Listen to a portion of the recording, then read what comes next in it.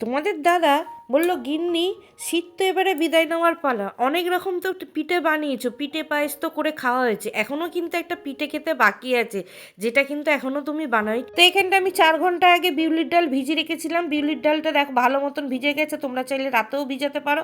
তারপরে একটা mixing jar নিয়েছি, এর মধ্যে ভালো করে পেস্ট করে নেবো। নিয়ে একটা বোল নিয়েছি, বোলের মধ্যে এই মিশ্রণটা খালি করে নিলাম, নিয়ে সামান্য একটু নুন দিয়ে ভালো করে ফাটিয়ে নেবো। নেওয়ার পর একটা বাটিতে জল নিয়েছি, নিয়ে দেখাচ্ছি কতটা দেখো ফাটানোটা ভালো হয়েছে, জলের মধ্যে ভেসে উঠেছে। তারপরে দেখো এখানটা আলাদা একটা কড়াই জল নিয়েছি। পিঠেটার জন্য আমি একটা রস তৈরি করে নেবো, সেটা হলো গুড়ের, চিনি দিয়ে করব না। আমি এখানটা আখের ভেলি গুড় দিয়ে দিয়েছি, তারপর 1 কাপ কিন্তু লনেল গুড়ের রস দিয়ে দিয়েছি। দিয়ে দেখো আমি রসটা তৈরি করে নিচ্ছি। আর রসে, এই গুড়ের রসে করলে কিন্তু এই পিঠেটা খেতে খুব ভালো লাগে। তারপরে অন্য একটা কড়াই তেল আগে থাকতে গরম করে নিয়েছি, নিয়ে দেখো ফুরুলির মতন এই বিউলির ডালের বড়াগুলো আমি ভালো করে ভেজে নেবো, উল্টে পাল্টে লাল লাল করে। তো দেখো এখানটা কিন্তু উল্টে পাল্টে ভালো করে লাল লাল করে ভাজা হয়ে গেছে।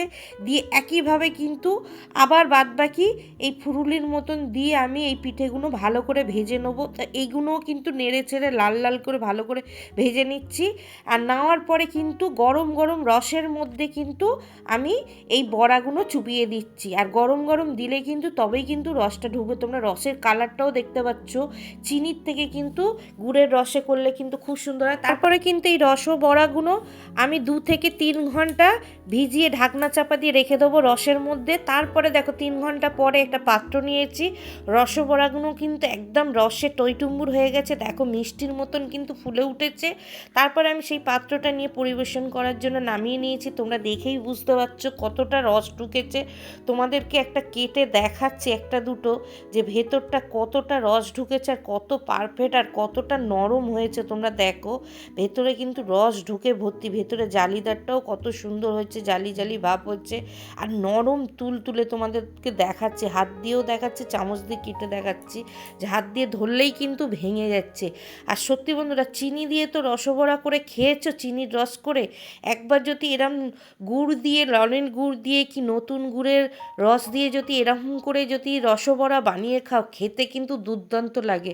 আমি বলবো একবার তোমরা এরম গুড়ের রসেতে বানিয়ে খেয়ে অবশ্যই কমেন্ট করে জানাবে তোমাদের কেমন লেগেছে।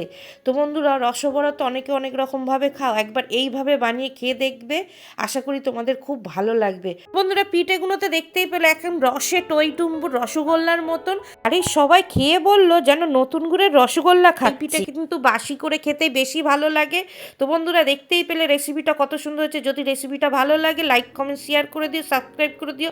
আবার চলে আসো অন্য কোনো রেসিপি নিয়ে। টাটা।